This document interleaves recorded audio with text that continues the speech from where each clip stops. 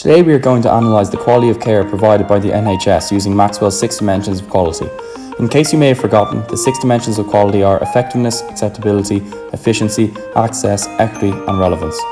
So how efficient is the NHS? Generally, the NHS can be said to be quite efficient with low administrative costs, leading the EU in high use of cheap generic medicines and healthcare spending lower than average per capita. However, they have one of the fewest amounts of hospital beds per thousand population, and people stay a day less in hospital beds compared to the EU average. This is a good thing, as the NHS are being efficient, creating a shift in the model of care that means people with learning disabilities, mental illness and longer-term care of older people occurs in community settings.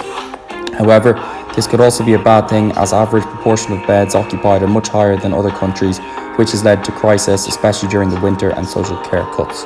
So is the NHS easy to access care for all?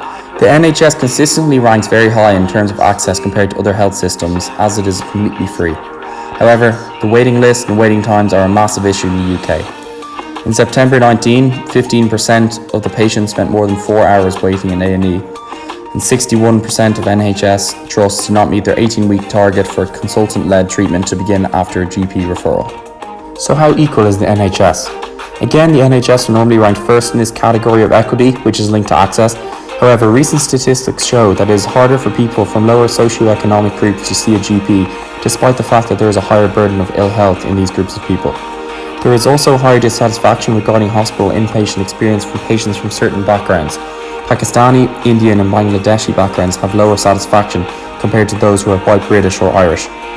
There are also other issues regarding postcode lottery, number of IVF cycles and cancer survival rates. As for acceptability and the NHS, most people in the UK adore the NHS. It is the thing that they are most proud of.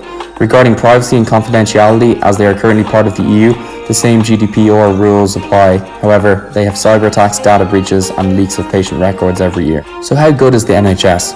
Healthcare outcomes is the NHS's biggest weakness. It does terribly compared to other countries of similar economic backgrounds.